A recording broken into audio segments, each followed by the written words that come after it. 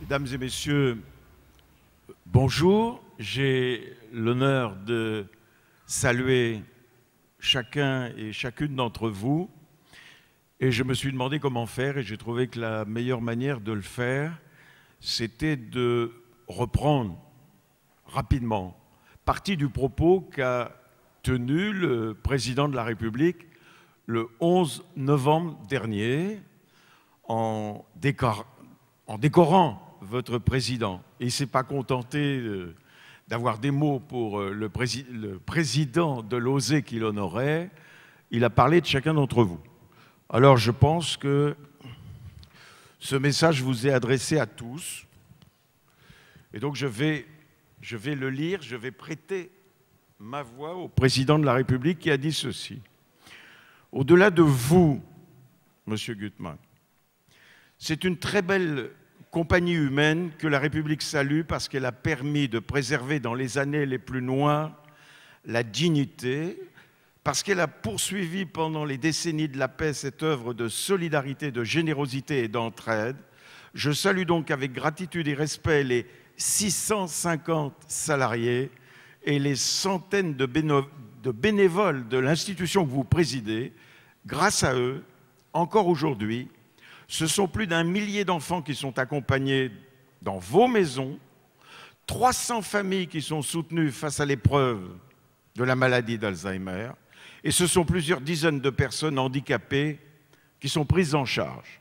Et M. Hollande concluait, votre œuvre a une grande histoire, et on va le rappeler dans un instant avec André Caspi. Elle a aussi un avenir, et nous devons l'assurer. Je crains que votre mission ne soit jamais achevée. C'est ce qui lui donne son sens. Quand nous apprenons que la pauvreté s'installe dans notre pays, s'intensifie, s'élargit, touche de nombreux enfants dans des territoires jusqu'ici préservés, alors nous sommes conscients que votre œuvre de secours aux enfants a encore à poursuivre ses missions. Voilà, on ne peut mieux dire au moment où vous êtes réunis avec nous jusqu'à 17h40, 17h45, lorsque nous entendrons le maire de Paris, M. Delanoë, on ne peut mieux dire en ouverture de ce colloque qui marque la fin de l'année anniversaire du centenaire de l'OSE. Je n'y ajouterai qu'une chose avant d'appeler le vice-président de l'OSE et André Caspi à cette tribune. Je voudrais vous dire que peut-être vous serez heurté comme moi par une phrase d'un grand auteur parisien, humain, intéressant, Boris Vian, qui dans l'Arrache-cœur a écrit ceci. Et c'est étrange. Et ça mériterait débat. Il faudrait en parler avec Luc Ferry, ici présent. Je conteste, écrit Boris Vian, je conteste que cette chose aussi inutile que la souffrance puisse donner des droits à qui que ce soit, sur quoi que ce soit, en quoi que ce soit. Et quand on lit cette phrase-là, on se dit, mais il y a tant de souffrances et tant de devoirs qui les accompagnent. Et c'est ça que vous vous êtes dit à l'OSE depuis 100 ans. Il y a tellement de devoirs de solidarité à mener auprès de gens qui, souvent, souffrent en silence et ne demandent jamais rien. Et ce sont ceux-là que vous représentez aujourd'hui. Je trouve que le titre de ce colloque, « Nouvelle souffrance, nouvelle solidarité », est particulièrement bien trouvé pour cette dernière manifestation anniversaire du centenaire de l'OSE. Voilà, j'appelle à cette tribune le vice-président de l'OSE. Il est au premier rang, oui, voilà. Et l'historien, le grand historien qui est spécialiste. Les médias font appel à lui chaque fois qu'il se passe quelque chose aux États-Unis. Mon ami André Caspi. Voilà, c'est à vous. Asseyez-vous. Alors vous êtes à la tribune. 100 ans d'histoire de l'OSE. Merci, cher ami. Mesdames, Messieurs, Je dois vous dire tout d'abord que je suis très impressionné par ce bel auditoire et encore plus impressionné à l'idée que vous allez terminer la célébration du centenaire de Lausée. Et quand on célèbre un centenaire, on a le droit, mieux encore on a le devoir, de regarder par-dessus son épaule, de dresser un bilan pour mieux dessiner les 100 prochaines années. Alors, en tant qu'historien, je suis tout d'abord frappé par la dimension internationale que Lausée n'a pas cessé de prendre et d'assumer. Elle a été créée en Russie, au temps des tsars, en 1912, puisque nous fêtons le centenaire, ou que nous terminons la célébration du centenaire. Et par la suite, après différents épisodes, elle s'est déplacée en Allemagne, elle s'est implantée en France en 1934, et à partir de 1945, elle a rayonné et continue de rayonner en Israël, en Italie, en Suisse, au Mexique, en Afrique du Nord surtout, et en somme tout cela vous montre une chose, c'est qu'il y a un parallèle entre l'histoire de Lausée et l'histoire des Juifs. Cela signifie au fond que ce déplacement de l'Est vers l'Ouest est significatif de tout ce qui s'est produit dans l'histoire de notre peuple au cours du XXe siècle. C'est-à-dire qu'on voit bien que petit à petit, la souffrance que les Juifs ont endurée les a contraints à passer d'un pays à l'autre pour arriver jusqu'au pays qui leur permettent précisément de défendre leur liberté, de vivre en démocratie et en même temps de trouver la prospérité et le confort moral. Donc Lausée, c'est un peu le symbole de ce déplacement de la population juive. Et il y a un deuxième trait qui me paraît important, très important celui-là, c'est la priorité qui a été donnée aux enfants. L'enfant, dit-on à Lausée, est le centre de nos préoccupations. Et là encore, je crois que c'est une préoccupation qui est à la fois juive, mais qui dépasse aussi d'ailleurs largement la réflexion que l'on peut avoir sur le judaïsme lui-même. Car au fond, l'enfant, c'est l'être fragile, celui que l'on doit par-dessus tout protéger. Et aussi, tout au long du XXe siècle, j'insiste bien là-dessus, la défense de l'enfant, c'est la riposte à l'antisémitisme et c'est la riposte à la Shoah. Au fond, que voulait-on lorsque les nazis instauraient la Shoah? C'était détruire le peuple juif et tout particulièrement supprimer les enfants. Le génocide des Juifs, c'est cela qui le caractérise, c'est le meurtre des enfants, tout autant que le meurtre des adultes. Eh bien, précisément, Lausée, elle, cherche à sauver les enfants. Et l'épisode des 426 enfants, des 426 enfants, des 426 enfants, de Buchenwald montre bien l'importance que Lausée attache à cette défense de l'enfance, à l'amélioration de la nutrition, à la surveillance médicale, à l'hygiène, aux colonies de vacances et aux prises en compte, bien sûr, des cas sociaux. Ça veut donc dire que par l'enfant, et au-delà même des enfants, il y a une intégration nécessaire dans la société où Lausée agit, et en l'occurrence dans la société française, mais au-delà de la France, dans les sociétés où Lausée s'est installée. Et puis aujourd'hui, de nouvelles orientations qui dépassent le souci de l'enfance, sans l'écarter d'ailleurs, c'est une orientation en direction du grand âge, une orientation en direction du handicap et une orientation également en direction de la mémoire. Et ça n'est pas pour rien, je crois, que vous m'avez fait l'honneur de demander d'ouvrir ce colloque, précisément parce que la mémoire et l'histoire font partie des préoccupations de Lausée, à juste titre, et lui donnent cette dimension que nous sommes très heureux de souligner aujourd'hui. Je vous remercie.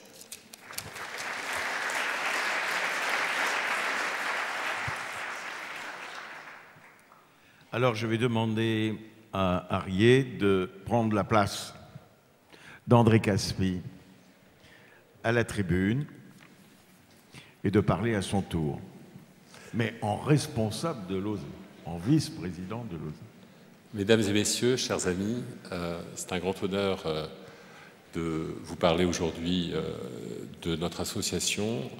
C'est un grand honneur de succéder à André Caspi, qui a commencé déjà à brosser à grands traits ce que nous faisons. Alors, pour vous parler du présent, finalement, je commencerai par le nom. L'OSE, c'est l'œuvre de secours aux enfants. Et cette œuvre, dont nous avons tout au long de l'année écoulée célébré le centenaire, eh bien cette œuvre est une œuvre inachevée. Elle participe à une action qui s'inscrit dans le passé et qui est amenée à se projeter dans le futur. À un moment particulier de la société française où nous constatons, nos travailleurs sociaux, nos partenaires parmi les pouvoirs publics constatent toujours une grande dureté et de nouvelles souffrances. Et le rôle de l'OSE aujourd'hui comme hier, c'est d'aller dénicher les souffrances qui se cachent dans les replis de la société, aujourd'hui de la société française. Et ces souffrances, nous les traitons. Historiquement, l'OSE a été amené à les traiter souvent à la demande de nos partenaires parmi les pouvoirs publics. Et nous allons de plus en plus en direction de la prévention pour les identifier et les traiter.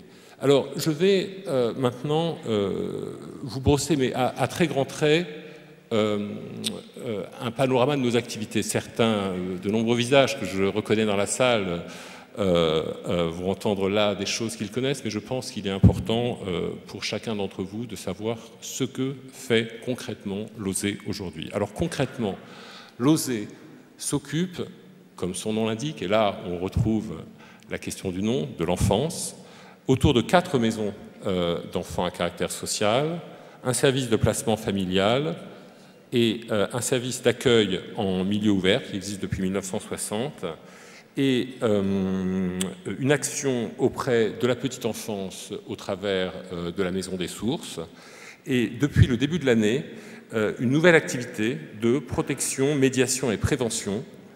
Et je vais m'arrêter un instant sur cette nouvelle activité qui vient en écho à mon propos précédent. L'action de l'OSE, c'est de s'occuper des souffrances et c'est de s'occuper des enfants dont les juges pour enfants et nos autres partenaires nous confient la charge, mais c'est aussi encore plus pour maintenant et pour le futur d'aller dénicher, d'aller aider y compris ceux qui hésitent à venir frapper à notre porte. Et ce, aussi bien en direction des membres de la communauté juive de France, et aussi, et non pas mais aussi, et aussi envers tous ceux qui peuvent avoir besoin de l'OSE riche de sa capacité à développer une offre dédiée et adaptée aux besoins de la communauté juive de France, et aussi par sa capacité à comprendre l'identitaire, à comprendre le culturel et son impact dans la formation d'adultes bien dans leur peau et capables d'affronter l'avenir, capables aussi, donc l'OSE, de s'adresser à ceux qui ne sont pas juifs et qui peuvent trouver dans notre association une aide. C'est aussi l'OSE, de plus en plus, une activité en direction de la dépendance. Et là encore, on retrouve cette notion du nom, mais là, la notion de secours. Losé, riche de son histoire, ne pouvait pas ne pas se tourner vers ces grands anciens, ceux qui avaient connu la guerre en France, ceux qui l'avaient connue ailleurs, ceux qui ne l'avaient pas connu, ceux qui ne l'avaient pas connu, se tourner vers eux. Et l'action de Losé a été, je crois, très innovante. Je veux rendre hommage d'ailleurs à Marc Cohen, qui a été parmi les premiers à travailler et à proposer des solutions innovantes en France sur la question de la maladie d'Alzheimer, avec l'ouverture du centre Edith Kremsdorf, qui a été suivi d'un autre centre de jour dans le 12e arrondissement. Et aujourd'hui, à nouveau, nous travaillons sur la question du lien social, toujours dans cet esprit à la fois d'innovation et d'ouverture. Enfin, et ça ne sera pas le dernier volet, la question du handicap, sur laquelle, finalement, se tournant vers l'enfance, se tournant vers les personnes âgées et dépendantes, Losé, je dirais un peu par hasard, comme cela arrive parfois, a été amené à reprendre il y a quelques années un centre d'accueil par le travail, et là encore, cette activité s'est développée, et aujourd'hui, je crois que c'est une grande fierté pour l'association de pouvoir être aux côtés des enfants et des adultes dans des centres d'accueil par le travail, mais aussi au travers de l'IME Raphaël, qui s'adresse aux enfants polyhandicapés. Cette IME, d'ailleurs, va voir son action amplifiée par l'ouverture prochaine, nous l'espérons, d'une masse destinée aux jeunes adultes, de manière à former finalement ce lien autour de l'action de Losé sur le handicap entre finalement l'âge de l'enfance et l'entrée dans l'âge adulte. Enfin, dernier métier que Losé continue à accomplir, et qui s'inscrit là dans les replis de son histoire, c'est le travail médico-social, avec le centre médico-social que nombre d'entre vous connaissent, le CMPP, une activité de médecine préventive. Et là encore, l'action de Losé consiste à s'adapter, toujours s'adapter, aux besoins de la société française, à l'environnement juridique et réglementaire, et à offrir à ceux qui en ont besoin les services nécessaires. Alors, ce colloque s'appelle, a pris pour nom l'heure de s'engager. Alors, l'heure de s'engager, c'est un nom qui, finalement, vient en écho magnifique avec l'action des premiers médecins juifs qui décidèrent en Europe orientale de s'engager il y a maintenant 100 ans. Et ils décidèrent de s'engager à un moment où l'engagement pouvait prendre de nombreuses formes. Et je crois que la marque de fabrique de ces médecins, ce fut de ne pas céder à ce que Herzen a appelé le mirage des fins lointaines. Ils s'engagèrent, mais ils s'engagèrent dans l'action concrète de terrain, avec des objectifs immédiats. Ils s'engagèrent pour guérir, ils s'engagèrent pour réformer. Et je crois qu'aujourd'hui, il est encore, à nouveau, comme en 1912, l'heure de s'engager dans une approche citoyenne et dans une approche de réparation du monde, que l'on appelle en hébreu le tikkun olam. Et si il y a bien une expression, un mot qui peut accompagner vos réflexions tout au long de cet après-midi, c'est bien cette idée que l'action de Losé, c'est une action de réparation du monde, de réparation de la société dans laquelle elle agit, au service de la communauté juive et au service de tous. Je vous remercie et je vous souhaite de bons débats. Merci. Merci à Ariel Flack. Merci à André Caspi. Vous n'étiez pas tous, au mois de juillet 2012, parmi les 6000 personnes qui se sont retrouvées à la pelouse de Reuilly pour ce qu'a été l'année du centenaire, l'année anniversaire. C'est pourquoi il est bon peut-être de vous repasser des images du film. C'est un film très court et les tables rondes commenceront tout de suite après. Voilà, on va faire le noir dans la salle et vous permettre de... Vous avez le droit de rester ici, mais on va peut-être s'éveiller pour qu'on puisse voir. Voilà.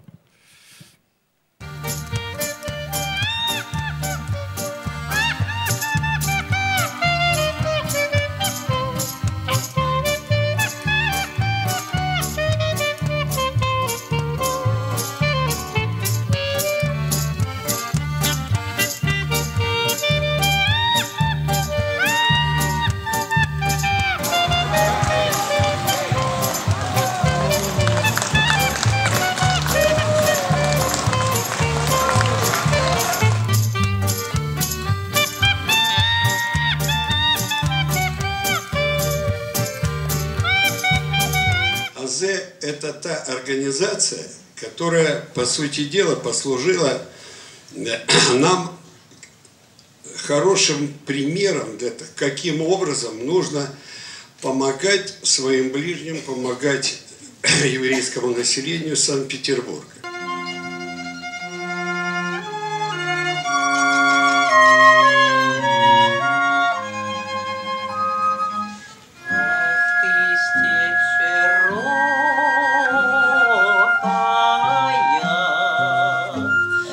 De lancement de cette histoire qu'on va raconter pendant un an, c'était in situ, dans la ville de Saint-Pétersbourg. On a retrouvé la Neva, le ciel gris, les bâtiments qui hébergeaient les nobles et le peuple dans la ville.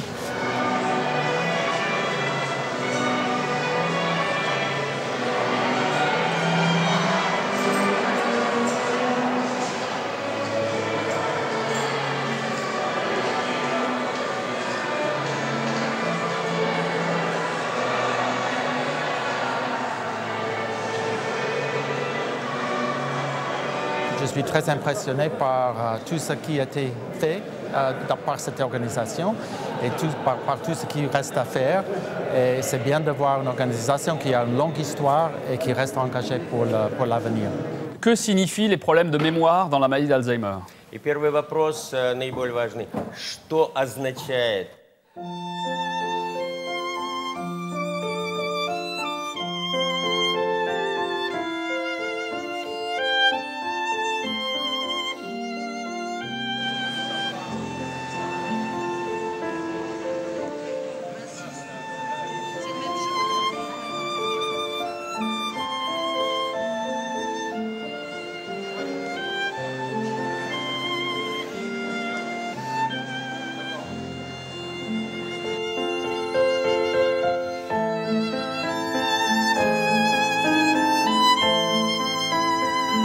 Benjamin Lévy va diriger le ballet Debussy, La boîte à joujoux. Moi-même, après, je dirigerai une œuvre très profonde, qui est un concerto pour violoncelle de Olivier Greff. Si on veut que l'Osée existe encore dans 100 ans, c'est à nous à transmettre le flambeau.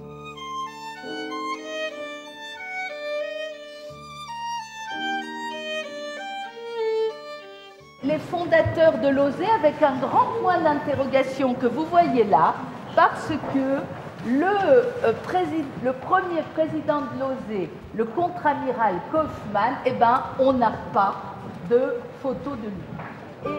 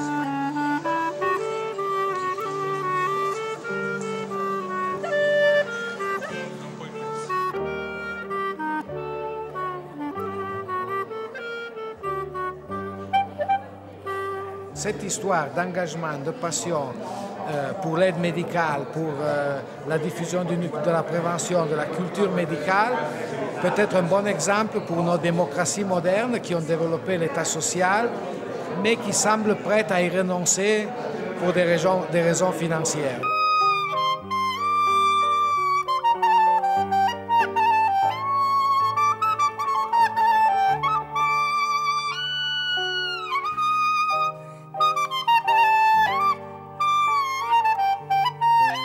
Organizacji œuvre du secours aux enfants, w skrócie zwanej OZE.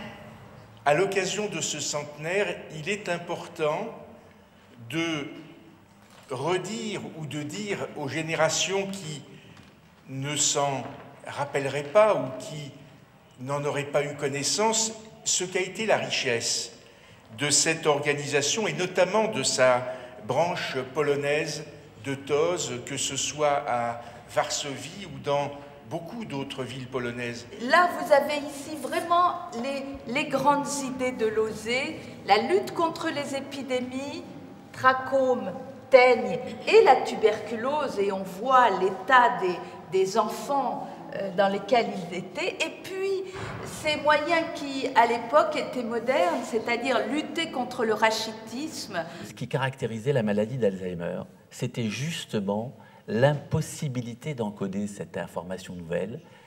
Et c'est donc la raison pour laquelle ce patient allait être coupé de son environnement et que nous, si nous avions la chance de ne pas être malades et que nous étions dans cet environnement, nous étions comme lui un chercheur perpétuel à essayer de le comprendre.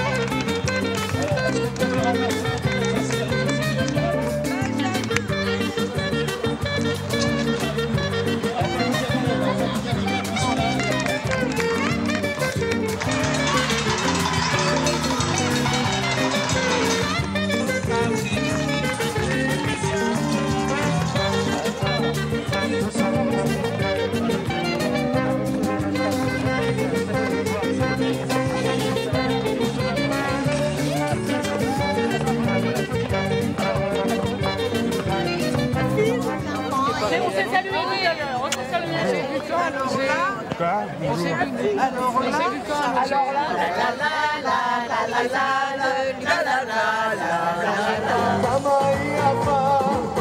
la